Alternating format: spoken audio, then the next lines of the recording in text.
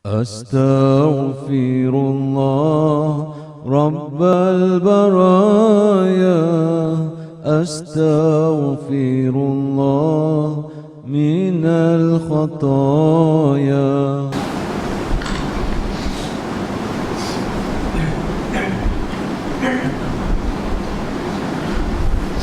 السلام عليكم ورحمة الله تعالى وبركاته. الحمد لله الذي يتصف بصفات الكمال وينعت بنعوت الجمال ويعرف ما كان وما يكون وما هو الكائن في الحال والمآل. اللهم صل وسلم على حبيبك محمد وعلى آله وعترته وأتباعه إلى يوم الدين. سبحانك لا علم لنا إلا ما علمتنا إنك أنت العليم الحكيم. رب اشرح لي صدري ويسر لي أمري واحلل عقدة من لساني يفقه قولي. قد قال الله تبارك وتعالى في محكم كتابه بعد أعوذ بالله من الشيطان الرجيم: إن الذين آمنوا وعملوا الصالحات كانت لهم جنات الفردوس نزلا خالدين فيها لا يبغون عنها حولا. وقال عليه الصلاة والسلام: الدنيا كلها متاع وخير متاع الدنيا المرأة الصالحة. وقال عليه الصلاة والسلام: واعلموا أنكم معروضون على أعمالكم فمن يعمل مثقال ذرة خيرا يره ومن يعمل مثقال ذرة شرا يره. صدق الله العظيم وصدق Rasulullah sallallahu alaihi wasallam. Yang berusaha tuan pengurusi majlis, yang dihormati tuan imam, pegawai-pegawai masjid, ustaz-ustaz, ahli jawatan kuasa masjid, pimpinan masyarakat, hadirin hadirat, anak-anak yang dikasihi oleh Allah Subhanahu wa taala. Alhamdulillah, dengan rahmat dan kasih sayangnya Allah Subhanahu wa taala masih lagi berikan kepada kita pagi ini kesempatan untuk kita melangsungkan lagi perjuangan dan usaha bagi melengkap dan menyempurnakan bekalan untuk kita bawa menuju Allah Subhanahu wa taala. Jadi bicara kita pagi ini ialah sebagaimana yang telah ditajukkan, iaitu wanita salihah. Wanita salihah. Rasulullah sallallahu alaihi wasallam dalam hadis yang saya bacakan tadi bagi tahu, ad-dunya kulluha mata'. Dunia ini keseluruhannya adalah mata'. Apa itu mata'? Mata' ialah sesuatu yang diambil manfaat, digunakan, kemudian ditinggalkan. Itu mata'. Hakikatnya dunia ini begitulah. Seluruhnya adalah mata'. Apa saja yang namanya dunia adalah mata'. Dan mata' itu ma yutamatta' bihi. Kita pakai, guna, habis. Sama ada kita tinggalkan dia atau dia tinggalkan kita. Itulah mata'. Lihatlah, baju kita pakai sampai ketika akhirnya kita tinggalkan atau dia tinggalkan kita. Rumah kita gunakan sampai ketikanya kita tinggalkan dia. Kereta kita gunakan sampai ketikanya kita tinggalkan dia. Semuanya begitu berlaku. Tak ada yang bersama dengan kita, apa yang kita gunakan itu.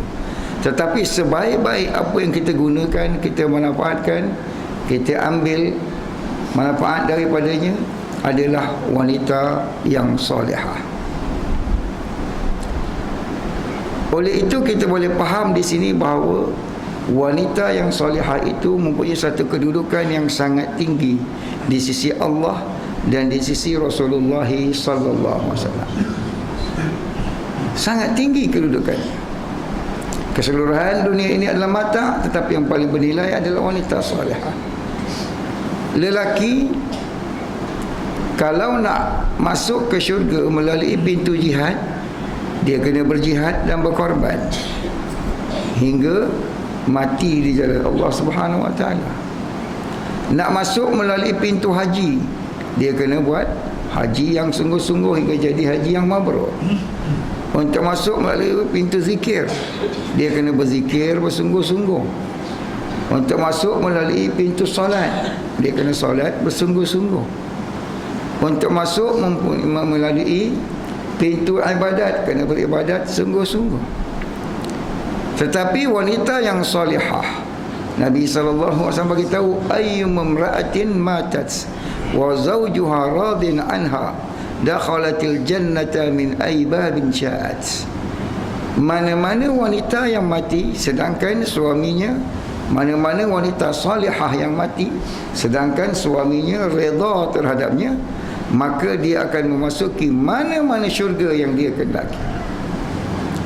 Kalau yang ini tadi sembahyang melalui pintu sembahyang masuknya, puasa melalui pintu rayyan masuknya, jihad melalui pintu jihad masuknya, solat melalui pintu solat, zikir melalui pintu zikir, sedekah melalui pintu sedekah. Tetapi untuk wanita salihah diberi pilihan, masuklah mana-mana pintu yang kamu nak masuk. Tak ada ketetapan, diberikan secara mutlak. Maknanya di sini kita lihat sekali lagi bagaimana penghargaan dan penilaian terhadap wanita salihah itu di sisi syariat, diistimewakan dia. Oleh kerana itulah datang dalam riwayat bahawa seorang wanita yang salihah itu lebih hebat daripada 1000 lelaki yang soleh. Seorang wanita yang salihah itu yang berkahwin dan ada anak-anak lebih afdal daripada 80 wanita yang tidak berkahwin. Allah berikan kerana apa? Kerana salihahnya. Kerana salihah. Seorang wanita yang salihah berkhidmat di dalam rumahnya, dan setiap kerja yang dimulakan dengan bismillahirrahmanirrahim. Seluruh apa yang ada dalam rumahnya itu akan berdoa untuknya. Seluruh apa yang ada dalam rumahnya termasuklah para malaikat akan berdoa untuknya, memuliakan wanita salihah tersebut.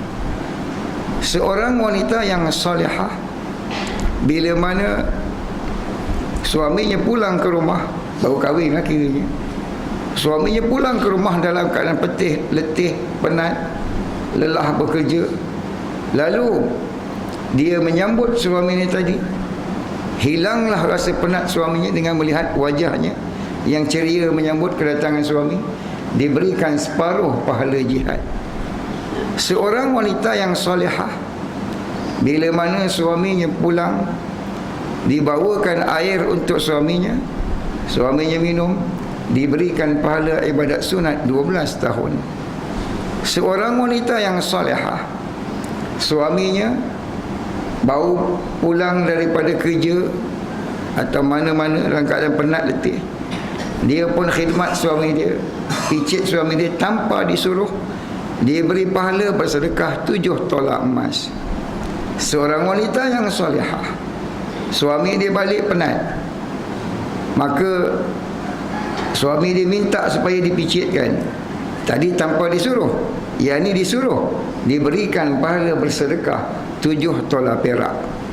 Seorang wanita yang salihah, bila dia mula saja mengandung, hari pertama saja dia mengandung, diberi sepanjang siang ibadat puasa, sepanjang malam ibadat qiyam, dan setiap hari diberikan 1000 kebajikan daripada kebaikan dan diampunkan daripada kejahatan dan juga dosa-dosa.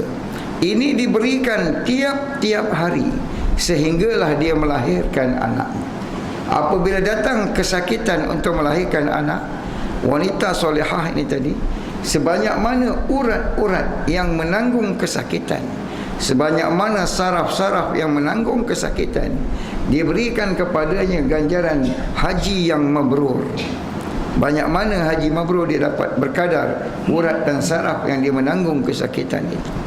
Bila lahir saja anak, melahirkan saja anak seorang wanita salihah, maka diampunkan pula seluruh dosa-dosanya. Dan bila anak itu lahir, dia pegang anak ni tadi, maka pada waktu malam dia menyusukan anak. Kerana tak dapat tidur disebabkan menyusukan anak, dia beri lagi ganjaran beribadat sunat 12 tahun setiap kali dia menyusukannya. Begitu setiap malam bila mana dia tidak boleh tidur dalam menyusu kerana anaknya tadi menangis, sakit dan sebagainya, juga diberikan ibadat sunat 12 tahun beribadat sunat. Maka seorang wanita yang solehah, bila mana dia solehah, Allah Subhanahu Wa Taala akan masukkan ke dalam syurganya 500 tahun sebelum para suaminya.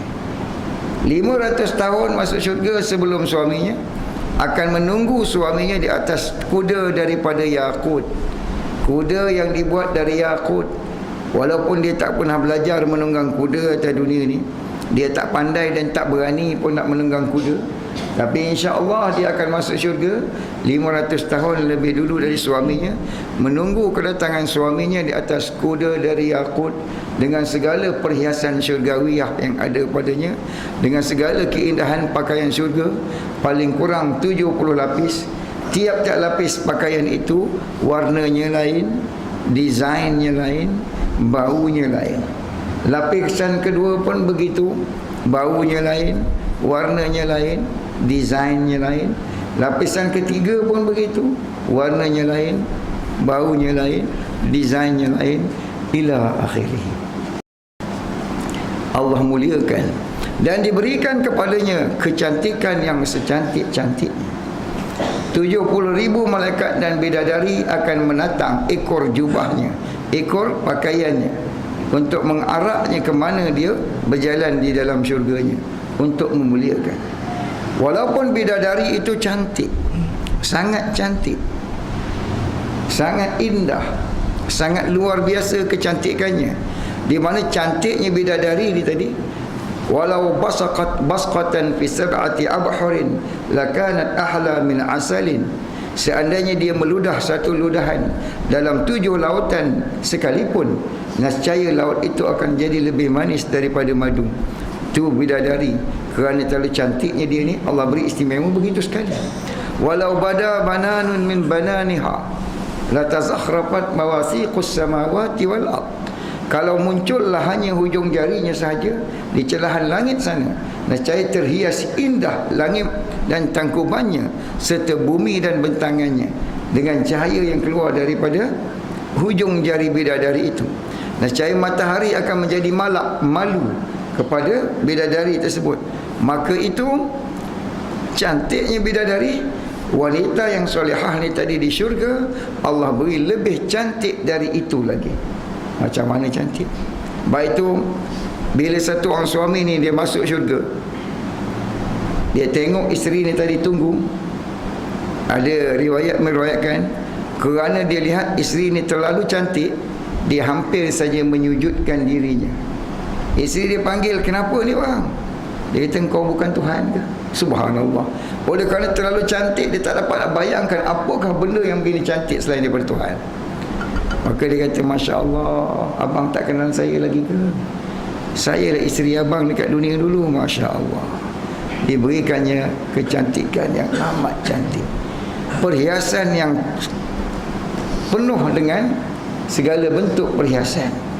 Jadi cantik dah ada, perhiasan dah ada, dan juga kuasa mengarah dah ada. Apa lagi dia nak? 3 benda ni memang inilah yang sangat disukai oleh wanita. Nak cantik, nak perhiasan, nak mengarah. Dapat 3 ni tak ada apalah. Tak ada apalah. Maka ini akan diberikan di sana. Dia mengarahkan 70,000 malaikat di bawah dia. Dia mengarahkan 70,000 bidadari di bawah dia. Arah apa saja yang dia buat, nak ke mana, ke mana dia nak pergi, arah.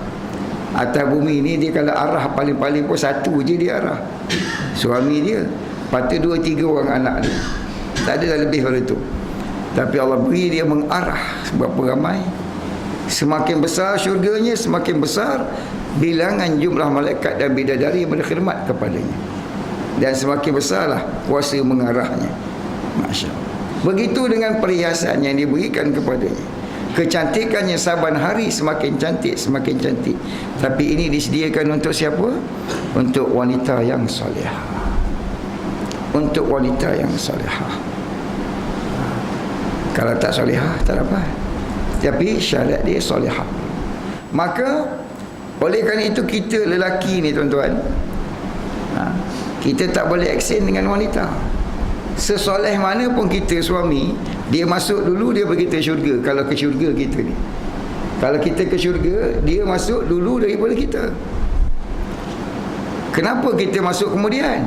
Kita banyak roadblock. Roadblock banyak. Macam-macam tanya. Tanya itu, tanya ini. Tanya tentang tanggungjawab, tanya tentang hukum, tanya tentang yang berkaitan dengan majikan, berkaitan dengan jiran, berkaitan dengan kerja buat kita, macam-macam. Macam-macam. Dia tak banyak. Maka oleh kerana itu dia dulu daripada kita. Tapi kena solehah dahulu.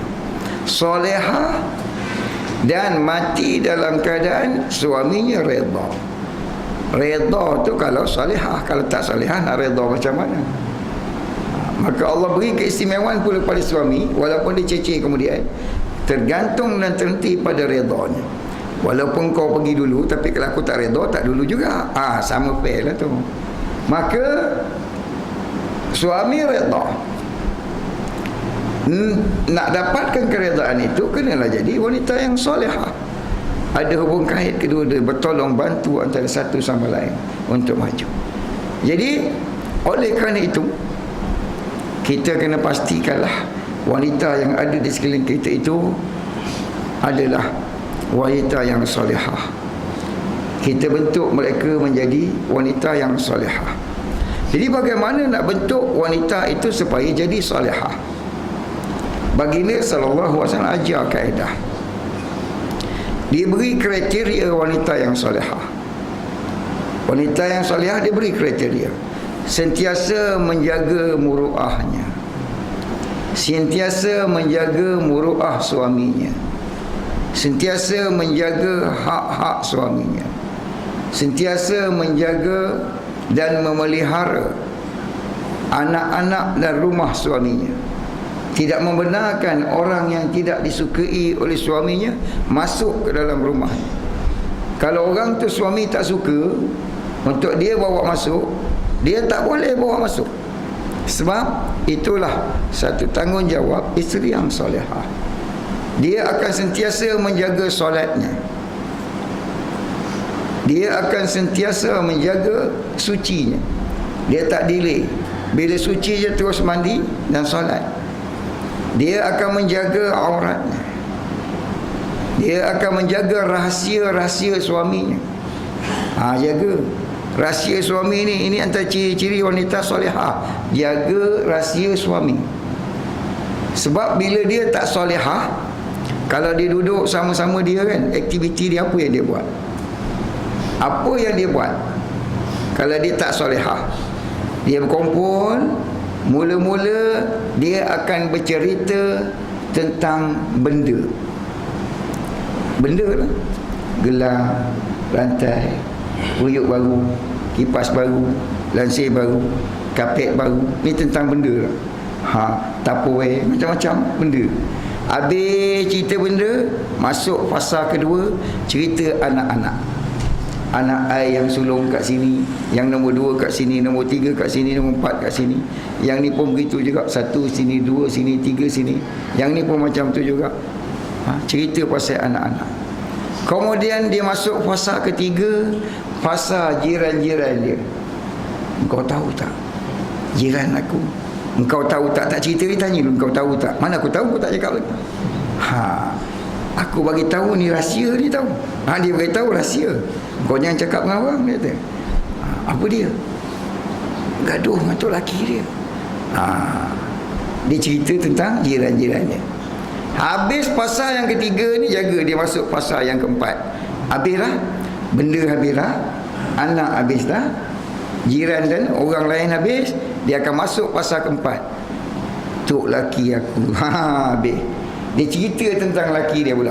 Dalam Sahih Bukhari, Nabi sendiri SAW ceritakan 13 orang wanita yang duduk berkumpul, masing-masing cerita pasal laki dia. Yang pertama kata, suami aku ni masuk macam singa, keluar macam serigala. Dia kata laki dia. Yang kedua pula kata, suami aku ni, dia kata kalau masuk macam raja-raja, keluar pula macam penyamun. Yang ketiga pula begitu juga, kata semua kata suaminya. Akhirnya yang ke-12 kata suami dia ni orang yang paling baik, orang yang paling lembut, orang yang paling sempurna. Seorang aja yang puji, yang lain semua out ke suami. Maka Nabi SAW kata kepada Aisyah radhiyallahu anha, engkau lah yang itu, yang terbaik itu engkau. Ini wanita salihah. Contoh, siapa dia? Ummul Mukminin Aisyah radhiyallahu anha. Tetapi kalau dia tidak salihah, inilah kerja dia. Dia akan cerita kelemahan, keaiban suami dia. Sebab apa dia cerita tu? Modal lah tak ada. Bila modal lah tak ada, ni pula jadi modal. Dalam cerita yang 12 ni tadi, 13 ni tadi, 12 dia cerita tentang suami dia. Habis-habis tu ada yang cerita suami dia kuat makan. Ada tu habis cerita suami dia tidur berdengkur. Semua cerita. Habis tu cerita suami dia ni kaki pemalas. Semua kelemahan, keaiban dia ceritakan sama-sama dia. Yang seorang ni dengar je. Last kali tu suami dia baik, masuk rumah pun baik, keluar rumah pun baik. Jadi kalau yang bercerita tu isteri begitu, untuk kita suami ni apa tuan-tuan? Untuk kita suami, janganlah jadi yang macam suami 12 orang tu. Janganlah jadi masuk panglima, keluar pun panglima. Janganlah masuk singa, keluar serigala. Janganlah masuk, dia kata bila masuk seolah-olah dunia nak kiamat. Bila dia keluar daripada rumah seolah-olah dunia ni baru diciptakan semula. Dia bayangkan keadaan ada yang terlalu garang, ada yang terlalu pemalas, ada yang kuat makan, ada yang kuat merentah, macam-macam.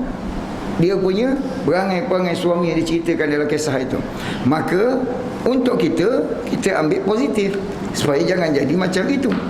Dan untuk wanita pula, jangan bercerita seperti itu. Wanita yang solehah, dia tidak akan ceritakan.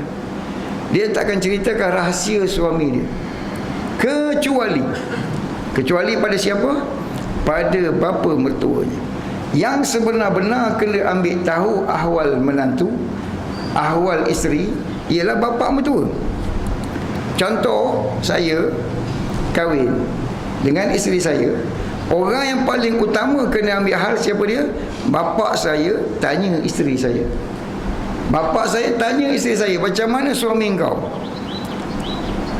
Sembahyang subuh kat masjid ke kat rumah? Contoh, ni tanya soalan. Sembahyang dia cukup ke tidak? Berjemaah ke seorang-seorang? Tentang amalan dulu tanyanya. Dia dibaca Quran ke tidak? Puasa sunat ada buat ke tidak? Kemudian baru tanya tentang nafkah. Bagaimana nafkah sempurna tak dibagi dekat kamu? Kemudian dia akan tanya pula tentang akhlak perangainya. Adakah dia mendidik kamu dengan baik? Dia ajar kamu agama atau tidak? Ni bapa mertua kepada menantu perempuan punya tanggungjawab. Bukan mak mertua tanya anak perempuan dia, macam mana tok laki kau dah bagi gelang ke belum? Bukan. Dia dah tukar kereta baru ke belum? Dia dah tukarkan lansir kau ke belum? Ni raya tak lama lagi ni, balik rumah aku ke balik rumah mak dia? Bukan mak mertua yang ambil soal dan tanggungjawab tanya ni lah. Bapa mertua tanya menantu perempuan. Jadi kita ni tuan-tuan, kita tanya menantu perempuan kita, bukan tanya anak lelaki kita. Tidak juga isteri kita tanya anak perempuan kita, tak. Kita sebagai bapa tanya menantu perempuan kita. Berapa orang menantu perempuan kita ada? Panggil semua. Baru ni ada satu orang pelajar tua yang selalu datang kuliah ni. Bila dia dengar ni, puasa baru ni, raya puasa baru ni, dia ada 5 menantu lelaki, 5 menantu perempuan. Maknanya anak lelaki dia 5 lah. 5 menantu perempuan. Pagi raya dia panggil 5-5. Sudah, apa pula abah ni, dia kumpul ni menantu. Anak-anak ni semua tak tahu lah ke? Kumpul sini, duduk, dia tanya seorang-seorang menantu perempuan dia. Macam mana si Along? Macam mana puasa dia tahun ni? Cukup ke tidak? Zakat fitrah dah bayar ke belum? Tarawih pergi ke tidak dia? Semayang cukup ke tidak? Tanya ni dulu. Tanya ni dulu tentang amalan ni. Sebab kalau semayang out, yang lain jangan harap. Tak usah tanyalah pasal gelang rantai, makan minum pula, kasih sayang. Kalau sembahyang out, pasal tu dia tanya sembahyang dulu. Okey, nombor 1 jawab. Tanya pula nombor 2. Tanya nombor 3, tanya nombor 4, nombor 5. Yang ni aku tak payah tanya, aku tahu dah dia. Jadi ayah mainkan peranan. Walaupun dah kahwin anak kita, masih lagi ada peranan untuk mendidik dan mentarbiyah mereka. Ini yang dilakukan oleh sahabah. Ini yang dilakukan oleh Nabi SAW dan sahabat-sahabat. Setara Ibnu Umar, Abdullah bin Umar bin Khattab. Abdullah bin Umar, orang yang begitu hebat faqahatnya, faqihnya, alimnya, segala jenis ilmu dalam diri dia. Tapi Nabi SAW tanya lagi menantu dia, bagaimana anak aku ni, okey ke tak okey? Abdullah bin Umar ditanya lagi oleh Umar bin Khattab sedang mana kepada menantu perempuannya. Jadi kalau sedang kita ni lagilah kena tanya ni. Bila kita tanya itu, maka anak ini akan usaha untuk baiki dirinya. Sebab ada timbang tara dan penilaian. Tidak siapa nak timbang dia. Siapa yang nak timbang dia dan siapa berani nak menilai dia? Tak ada siapa dah berani. Jadi yang ada, yang paling tinggi, kuasa tertinggi lah ayah. Ayah. Maka ayah boleh nasihat. Janganlah pula pergi marah sembuh dia depan isteri dia. Aku tahu dah kau ni keadaan kau kena baiki. Solat kau kena jaga, amalan kau kena jaga, kau kena tambah lagi nilai diri kau, belajar lagi dan sebagainya, bagi nasihat kepada dia. Bila buat macam ni, apa hikmahnya pula? Antara hikmahnya, tiap-tiap raya menantu perempuan suka balik rumah kita, tuan-tuan. Ni hikmah dia. Kalau tidak, tiap-tiap tahun kan dia gaduh. Menantu perempuan nak balik rumah mak dia, yang anak kita nak balik rumah kita. Kalau buat macam ni, insya-Allah menantu perempuan kata kita balik rumah abang lah tiap-tiap tahun. Sebab apa? Ada advantage untuk dia, ada skill untuk dia, ada manfaat untuk dia. Jadi ni untuk membina dan membentuk wanita solehah tu tadi. Dan wanita solehah juga, dia akan mengamalkan kehidupan yang sederhana, tidak membebankan suami dia. Kehidupan yang sederhana, apa yang ada dia terima dan redha. Dia tak banyak perintah. Begitu juga dia akan didik anak-anak dengan didikan agama. Yang paling penting adalah didikan agama. Anak solat ke tak solat, mengaji ke tak mengaji, belajar ke tak belajar, ini akan diperhatikan oleh wanita-wanita yang solehah. Untuk melahirkan wanita yang solehah inilah kaedahnya Nabi SAW bagi tahu, fastausu bin nisa'i khaira. Hadis riwayat Imam Muslim, wanita itu dicipta dan dijadikan daripada tulang rusuk, dan tulang rusuk itu yang paling bengkok adalah yang paling atas. Kalau kamu berusaha untuk meluruskannya, dia akan patah. Kalau kamu biarkan, maka ia akan terus bengkok. Lalu bagaimana? Fastausu bin nisa'i khaira. Hendaklah kamu saling pesan memesan antara satu sama lain tentang wanita itu dengan kebaikan. Artinya, dalam menangani masalah wanita ni, untuk membimbing, membentuk mereka itu jadi wanita yang solehah, kita orang laki-laki tak boleh jadi hero seorang-seorang.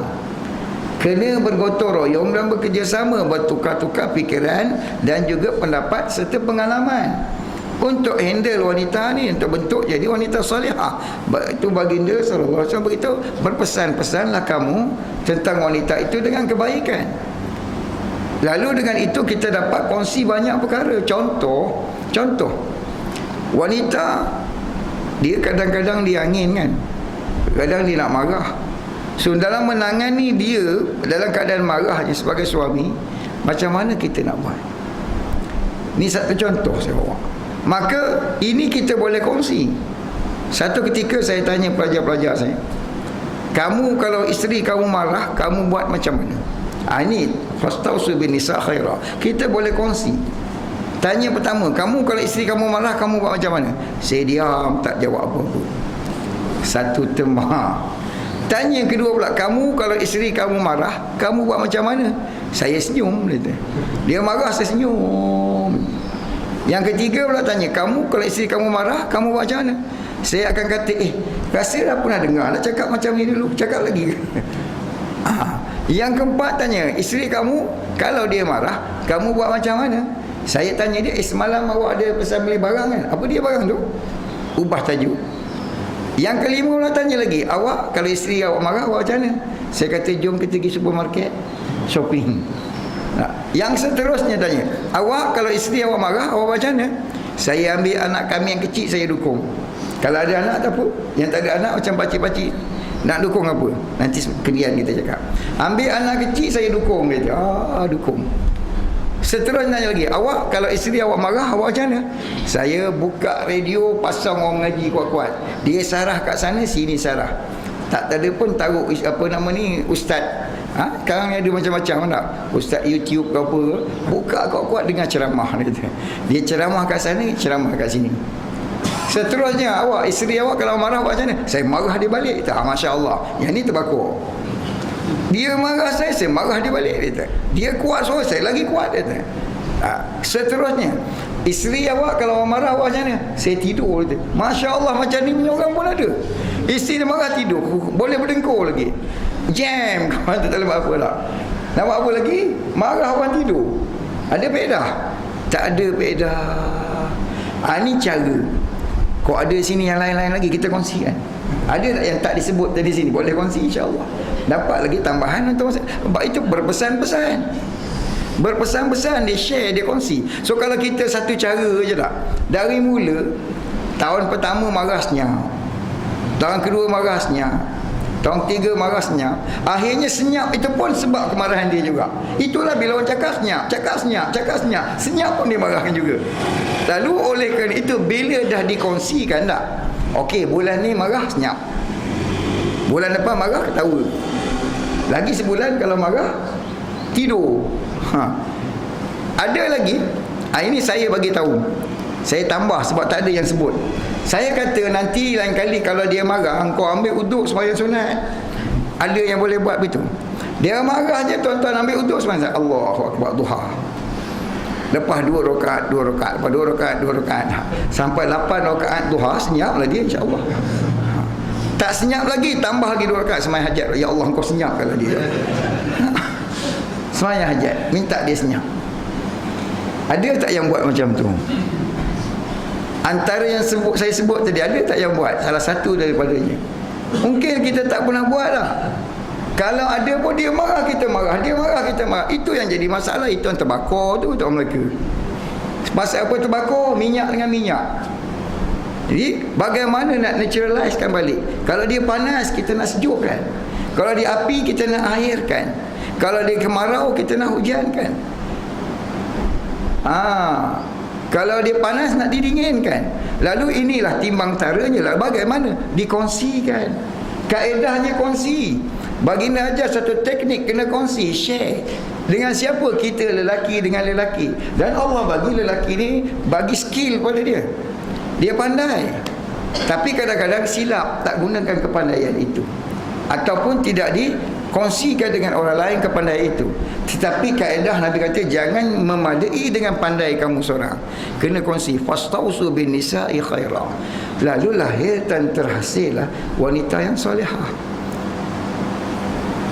Dan wanita ni juga pun kaedah dia berkongsi. Pengalaman saya pernah tengok satu kakak tu, dia tak suka pakai tudung. Macam mana nak suruh dia ni pakai tudung? Jadi saya teringat ustaz saya dulu beritahu, perempuan ni dia akan kalah dengan puji. Kalau puji dia, tak ada apalah, cair lah dia. Jadi saya pun kata dengan dia, kakak ni lawa. Dari dulu sampai sekarang saya tengok tak berubah-ubah, macam tu lah lawa. Tapi saya rasa kalau kakak pakai tudung lagi lawa. Lepas pada tu alhamdulillah sampai hari ni tak buka dah tudungnya.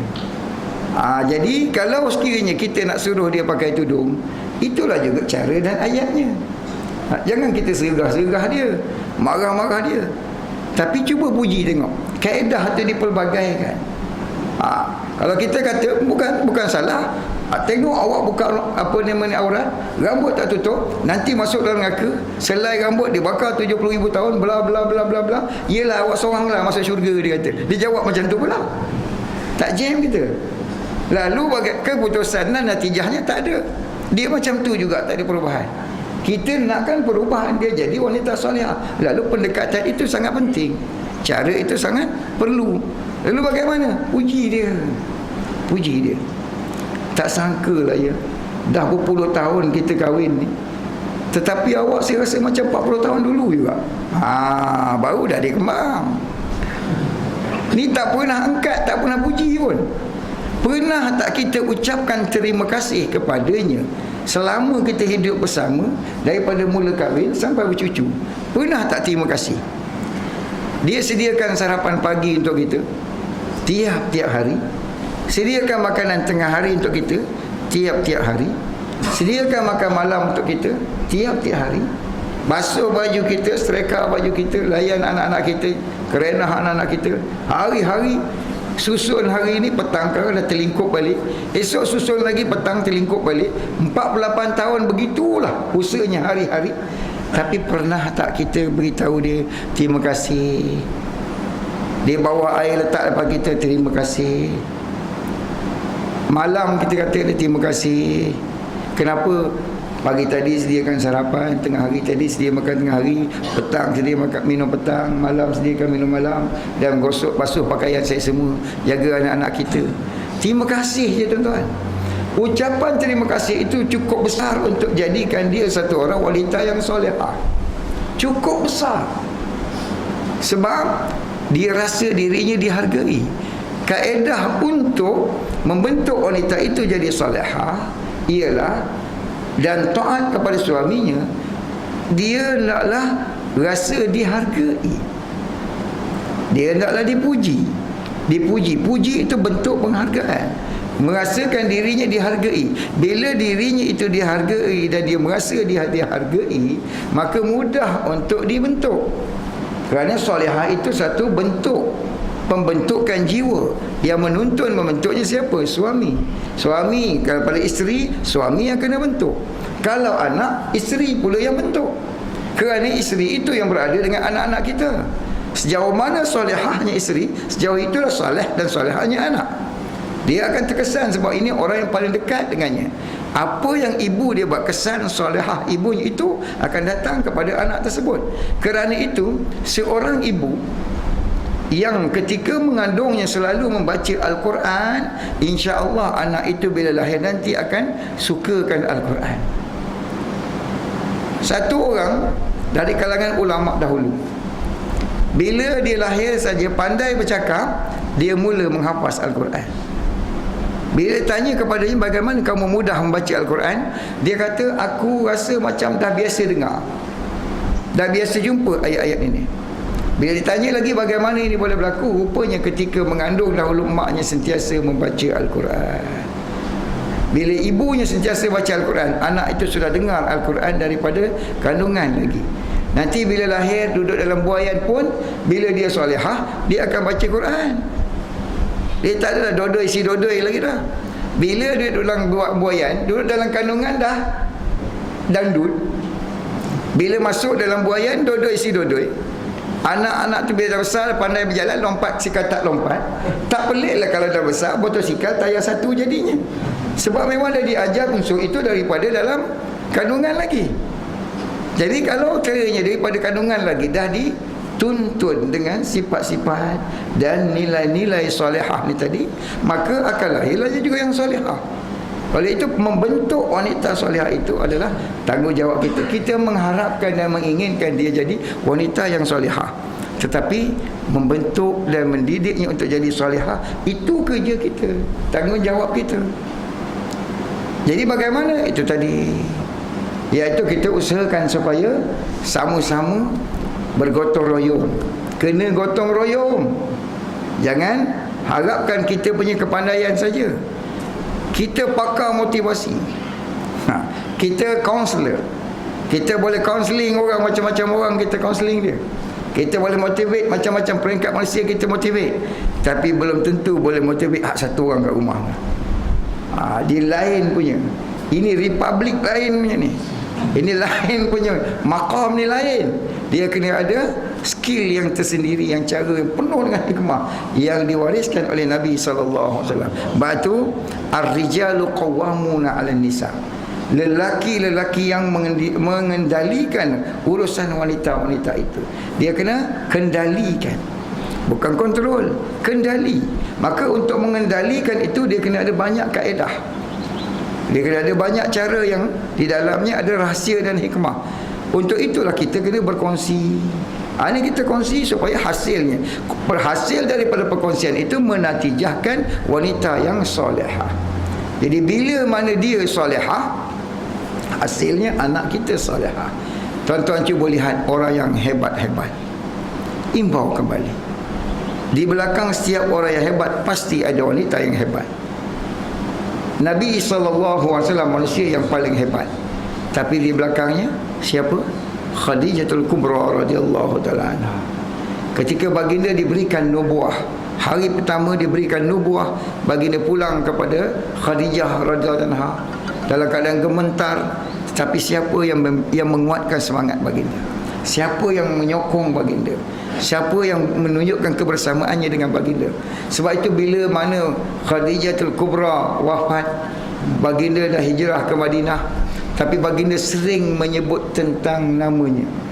Kata Aisyah radhiyallahu taala anha, aku bermadu dengan 11 wanita, tapi aku tak pernah cemburu kepada mereka sebagaimana aku cemburu kepada Khadijah, walau aku tidak pernah melihatnya. Aku tak pernah tengok pun Khadijah, tapi aku cemburu kepada dia. Kenapa? Kerana terlalu banyaknya baginda itu menyebut tentang beliau, sehingga pernah aku tanya, Khadijah, Khadijah, Khadijah, apa sudah tidak ada wanita yang lain? Apa jawab baginda?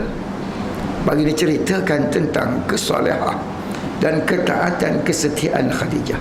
Kata baginda, ketika aku dibenci, dia menyayangiku. Ketika aku di pulau, dia tetap bersamaku. Ketika aku dicaci maki, dia memuji sanjungku. Ketika aku dihina, dia tetap membahagiakan aku. Dan dia yang melahirkan anak-anakku.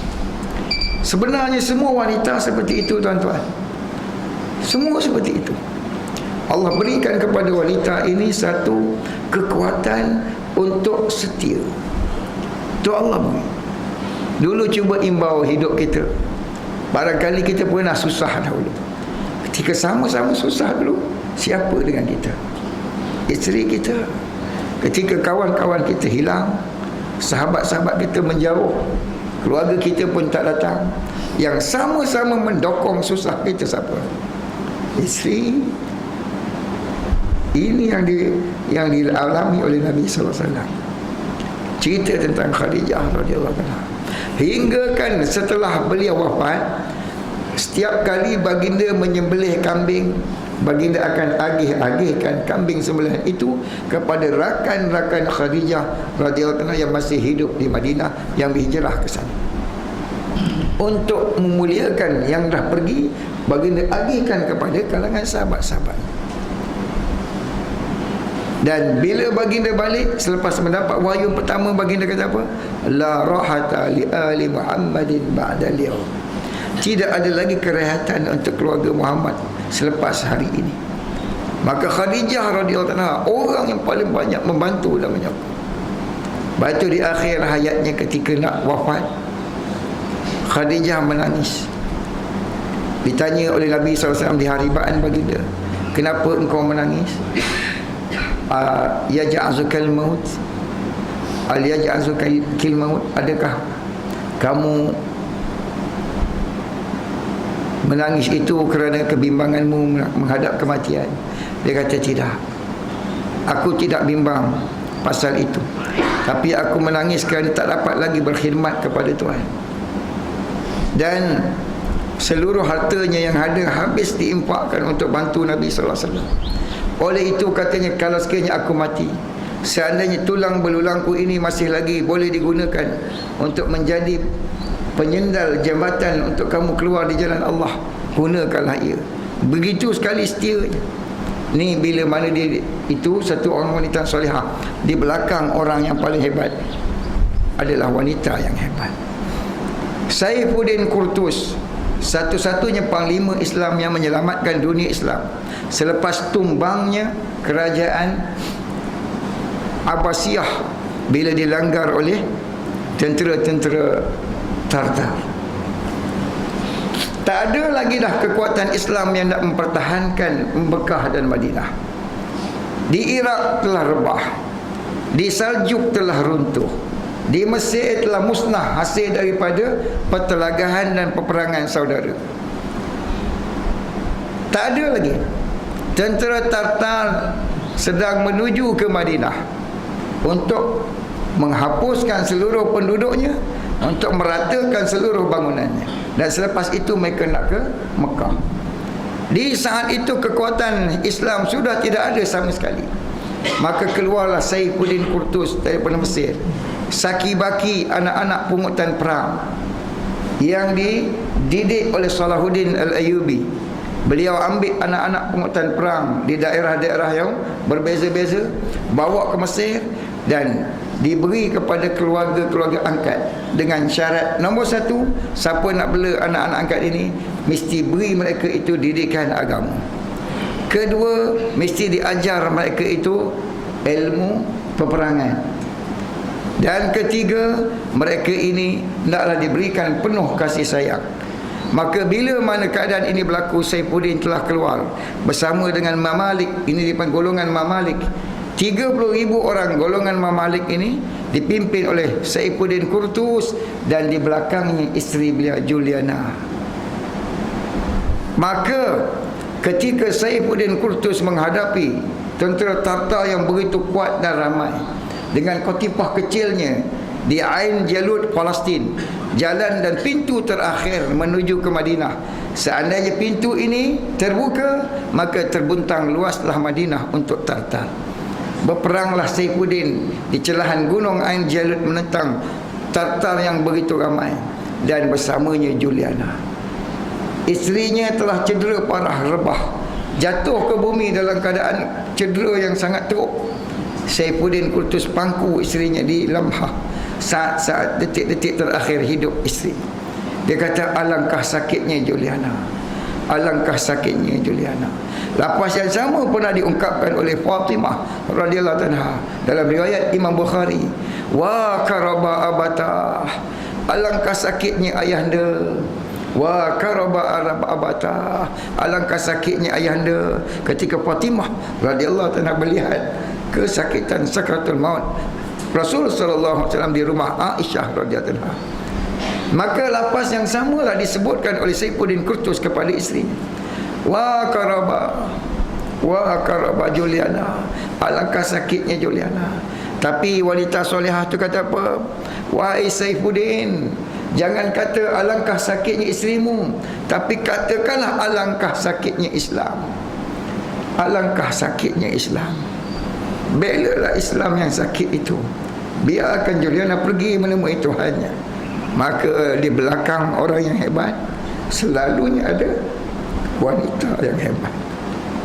Jadi wanita yang hebat itu bukan datang dari langit, tidak juga nabi-nabi. Allah tak pernah lantik seorang nabi dari kalangan wanita, tetapi yang melahirkan nabi adalah wanita, yang mendidik nabi adalah wanita, yang mendokong nabi adalah wanita, yang melahirkan Isa alaihissalam wanita yang tidak ada suami, mendidik anaknya tanpa suami sehingga jadi nabi. Musa alaihissalam dididik oleh ibu dan kakaknya sehingga menjadi nabi. Jadi kehebatan wanita yang solehah bukan saja menghasilkan lelaki yang soleh, malah lahir dan terdidiknya nabi-nabi daripada wanita yang solehah. Betapa hebatnya wanita itu bila mana dia solehah. Dari tangannya keluar nabi-nabi, dari tangannya keluar anbiya, dari tangannya keluar ulama. Imam Syafi'i rahmatullahi alaih dibesarkan dalam keadaan yatim, tak ada ayah. Ibunya miskin, ambil upah menjahit pakaian. Jahit pakaian. Berpindah daripada Palestin ke Mekah, melihatkan keadaan di Palestin tak sesuai lagi. Daripada Gaza pindah ke Mekah dalam usia 7 tahun, menghafaz Al-Quran. Syafi'i rahimahullah ta'ala dengan didokong oleh ibunya, tak ada ayah, miskin, tapi dia didik Imam Syafi'i, dihantar belajar dengan ulama-ulama di Haramain, sehingga Imam Syafi'i besar. Dalam usianya 18 tahun, dia kata, wahai Muhammad, kamu patut pergi bersafar ilmu ke tempat lain pula, untuk tambah lagi ilmu. Maka dibekalkan dengan beberapa dirham, ditumpangkan dengan kafilah yang berangkat dari Mekah ke Madinah. Maka pergilah Syafi'i rahmatullahi alaih ke Madinah. Setelah itu meneruskan perjalanannya sampai ke Iraq. Di Kufah beliau duduk di sana dan teruskan pengajiannya dengan Imam Muhammad Syaibani, anak murid kanan kepada Imam Abu Hanifah rahimahullah ta'ala. Belajar di sana. Selepas 4 tahun dia balik semula ke Mekah.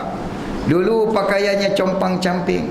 Sebelum pergi, mak dia kata, wahai Muhammad, jangan kamu kembali kecuali setelah kamu jadi matahari. Maksudnya apa dia?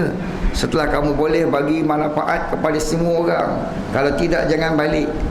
Maka setelah beberapa tahun duduk dengan Imam Muhammad, beliau minta izin daripada Imam Muhammad untuk kembali semula ke Mekah. Berasa cukup dah apa yang dia dapat. Maka Imam Muhammad Syaibani yang memang seorang alim dan kaya, bekalkan kepadanya 4 kuda. 1 kuda untuk tunggangannya dengan persalinannya, 1 kuda yang dipenuhi dengan bekalan makanan, 1 kuda yang dipenuhi dengan pakaian, dan 1 kuda lagi membawa bekalan harta emas dan juga dirham. Balik sampai ke Mekah. Sampai dia keluar di luar kota Mekah, ibunya dengar khabar bahawa Muhammad telah pun pulang. Muhammad bin Idris, itu Imam Syafi'i, telah pun pulang. Dia pun keluar daripada kota Mekah untuk menyambut kepulangan putera kesayangannya yang telah berpisah bertahun-tahun. Tetapi dari jauh dia tengok pakaian Imam Syafi'i, Masya Allah, cantiknya, menunggang kuda seperti putera raja-raja dengan penuh bekalan. Maka ibunya kata apa, wahai Muhammad, bukan untuk ini aku hantar kamu dahulu. Aku hantar untuk kamu jadi matahari. Kata Imam Syafi'i rahmatullahi alaih, memang aku telah cari apa yang ibu suruh cari, dan aku bawa balik apa yang ibu suruh bawa balik. Tetapi kata ibu dia, aku tengok kamu dah macam putera raja-raja. Aku mahu kamu masuk ke Mekah ini seperti mana kamu keluar dahulu. Maka Imam Syafi'i pun iklan, siapa-siapa yang ada hutang sila datang kemari, ini dinar dan dirham untuknya. Siapa-siapa yang tidak ada pakaian, sila datang kemari, ini pakaian untuknya. Siapa-siapa yang tidak ada makanan, sila kemari, ini hubub, bijirin dan juga makanan untuknya. Dan siapa-siapa yang tidak ada kenderaan, sila kemari. Kesemua kuda itu diserahkan dan pakai jubah asalnya yang bertampung masuk ke Mekah. Petang itu bila duduk di rumahnya dengan ibunya, mereka nak berbuka puasa, apa pun tidak ada untuk dimakan. Kembali ke zaman mereka susah dan miskin dahulu, walaupun ilmunya dah menggunung ketika itu. Dan lihat hari ini tuan-tuan, berapa ramai hari ini, berapa juta hari ini manusia yang mengamalkan mazhab dan ijtihad Imam Syafi'i rahmatullahi alaih. Kalau pagi ini 200 juta orang solat subuh, solat subuh 200 juta orang atas mazhab Imam Syafi'i rahmatullahi alaih. 200 juta pahala puas sembahyang itu kepada Imam Syafi'i pagi ini. Dan 200 juta itu juga untuk ibunya. Ni wanita solehah punya hebat. Keluar daripadanya anbiya, sulaha, nabi-nabi, ulama, muhaddisin. Imam Bukhari rahimahullah ta'ala, hafiz hadis, hebat dalam ilmu hadis, juta hadis yang dihafaznya. Tapi di belakangnya kita kena ingat ibu dan ayah yang memeliharanya. Ayahnya kata apa? Aku tidak pernah beri makan dia yang syubhah, apa lagi yang haram. Tapi kalaulah bukan ibu yang mengendalikan yang syubhat haram itu, ayah hanya setakat bawa balik yang halal ke rumah, belum jadi halal lagi. Kerana halal itu kesudahannya bila disediakan. Ayam itu halal, dibeli di pasar halal. Tetapi kalau disediakan dengan cara yang tidak syariat, dia masih belum halal. Dimasak dengan cara yang najis, masih belum halal. Maka walaupun ayahnya kata aku tidak pernah beri dia makan yang haram, yang syubhah, apa lagi yang haram, tetapi syubhah dan haram itu penentu terakhirnya terhenti kepada ibunya itu. Ibunya itulah yang menentukan sama ada halal atau tidaknya, syubhah atau tidaknya, kerana dia yang menyediakan dan menguruskannya. Jadi di belakang wanita yang solehah, hasilnya ialah umat yang soleh, umat yang bermutu dan bernilai. Jadi mereka itu bukan orang lain, mereka itulah isteri kita, anak perempuan kita, ibu kita, menantu kita. Dan kita ada masa lagi untuk mendidik dan membentuk mereka itu untuk jadi wanita yang solehah. Bagaimana caranya? Bergotong royonglah dengan penuh kasih sayang. Pandanglah dalam diri kita, lihat balik dalam diri kita, adakah kita telah menunaikan tanggungjawab kita dalam mendidik mereka? Kita disuruh mendidik. Waktu ulama kata apa? Allah berikan kita itu isteri untuk bentuk akhlak kita. Allah beri kita anak untuk bentuk sabar kita. Melalui anak untuk bentuk sabar kita. Melalui isteri untuk bentuk akhlak kita. Baik itu Nabi SAW beritahu apa? Khairukum linisaikum. Sebaik-baik kamu ialah orang yang paling baik terhadap isteri mereka. Jadi oleh kerana itu kita nak tahu satu orang tu baik tak baik, jangan tanya kawan dia, sebab tentunya dia memang baik dengan kawan dia. Jangan tanya orang lain. Nak tanya satu orang tu baik tak baik, tanya isteri dia. Kalau isteri dia kata baik, insya-Allah baiklah. Kalau pun orang lain semua kata tak baik, tapi isteri dia kata baik, insya-Allah baik. Sebaliknya kalau semua orang lain kata baik, isteri dia kata tak baik, kena jaga-jagalah. Tapi perempuan pun kena jaga juga. Sebab kadang-kadang dia pun ada penyakit. Penyakit dia iaitu dia selalu tak puas hati dengan suami dia. Itu pun ada juga penyakit dia. Kalau dia tak solehah, begitulah jadinya. Ada saja kekurangan dan dia tak nak terima. Dia tidak mahu mengiktiraf. Saya ingat lagi ustaz saya dulu bawa cerita, satu orang wali Allah. Dia ni Allah bagi dia keistimewaan, banyak karamat-karamatnya. Orang semua respect dia, puji dia, hormat dia, berbagai-bagai. Tapi bila balik ke rumah, dia berhadapan dengan isteri dia. Isteri dia ni seorang je tak respect dia. Isteri dia selalu kata, abang ni apalah, wali-wali. Orang kata wali itu, wali ni, apa pun tak ada abang ni. Orang lain wali tahu-tahu terbang. Orang lain wali tahu-tahu jalan atas air. Orang lain wali tahu-tahu ada buah, bukan musim buah. Abang apa pun tak ada, wali-wali dia tu. Maka suami dia sabar, wali sabar. Satu hari suami ni pun terbang. Allah bagi dia keramat, terbang. Tengok isteri dia buat apa. Terbang lintas kat rumah, pergi. Balik, isteri dia kata, tadi dia kata ada satu wali terbang. Macam tu lah wali. Ni kan wali-wali apa pun tak ada. Ni wali Allah kata apa, yang terbang tu tadi abang lah. Abang nak tengok yang buat apa. Oh, abang terbang tadi? Iyalah. Patutlah sengit, orang terbang lurus dia kata. Tak betul juga lagi. Tak betul juga lagi. Baca Nabi SAW kata apa? Aku tengok dalam neraka, maka aku dapati ramai penghuninya dari kalangan wanita. Maka aku tanya kenapa? Apa yang membawa mereka ke situ? Diberitahu kufrul ashirah. Ini kufrul ashirah, iaitu dia banyak ingkar terhadap suami dia. Dia banyak ingkar terhadap keluarga dia. Antara satu konsep ingkar dia, dia tak boleh nak menerima suami dia. Dia tidak boleh iktiraf suami dia. Macam tadilah, dia dah kata dah, orang wali boleh terbang, awak tak boleh terbang. Bila tak terbang, tak betul juga lagi. Ingat senang ke orang boleh terbang ni? Kalaupun serengit, itu terbang juga namanya. Itu adalah satu kehebatan. Tapi dia tak boleh terima sebab yang terbang tu suami dia. Cuba kalau orang lain, tak apa pula. Jadi bila tidak solehah, maka dia akan jadi wanita yang tidak boleh mengiktiraf dan menerima suami. Jadi untuk jadikan dia boleh iktiraf dan terima ni tadi, keluar daripada sifat-sifat kufrul asyirah ni tadi, sebagaimana dia sebut, maka kena jadikan dia wanita yang solehah. Bila dia wanita yang solehah, dia akan terima sebagaimana menerimanya isteri-isteri Nabi SAW terhadap baginda, sebagaimana menerimanya isteri-isteri solehah yang lain terhadap suami-suami mereka yang berjuang dan mendukung suami mereka. Dan kita dilihat orang-orang yang hebat yang saya sebutkan tadi, di belakang mereka pasti ada wanita yang hebat, sama ada ibu ataupun isteri mereka. Takkan lari kalau tidak ibu isteri mereka di belakangnya yang mendukung, maka mereka itu semua adalah wanita.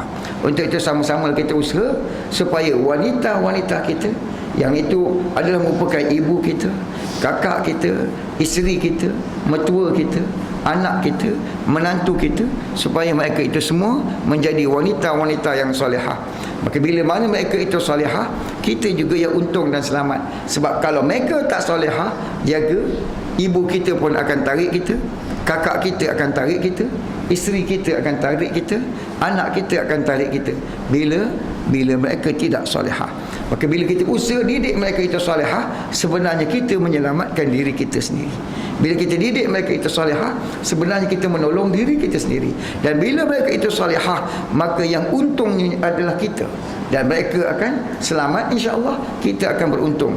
Maka untuk itu insya-Allah sama-samalah kita usaha untuk menggapai matlamat bagaimana hidup dalam keluarga yang dipenuhi oleh wanita-wanita yang solehah. Untuk itu caranya tak lain tak bukan, kita bawa cara yang telah dikemukakan oleh baginda Rasulullah sallallahu alaihi wasallam. Pendekatan yang telah dianjurkan oleh baginda sallallahu alaihi wasallam dengan penuh hikmah dan kasih sayang, bertolong bantu dan juga berkongsi antara kita sama kita dengan penuh sabar didik, dan bawalah mereka pada didikan Rasulullah sallallahu alaihi wasallam. Meletakkan agama itu melebihi segala-galanya. Meletakkan agama itu sebagai tonggak dan asas segala-galanya, dan jadikan amalan agama rumah kita sebagai kebun-kebun syurga, taman-taman syurga. Hidupkanlah untuk mereka satu khas tempat mereka solat berjemaah di rumah. Isteri-isteri kita sama-sama dengan anak perempuan kita, adakan halakah membaca kitab dan hadis di rumah-rumah kita, mengaji Al-Quran dalam rumah kita, amalkan sunnah-sunnah Rasulullah sallallahu alaihi wasallam untuk tidur, untuk makan, untuk baitul khala, untuk pakai pakaian dan sebagainya. Semua amalkan kehidupan Nabi sallallahu alaihi wasallam, dan ajar mereka untuk mengamalkan kehidupan ini supaya kita semua hidup dalam keadaan yang diredai oleh Allah, diberkati oleh Allah, dan lahirnya daripada rumah kita wanita solehah, lahirnya nanti pula zuriat yang soleh dan solehah.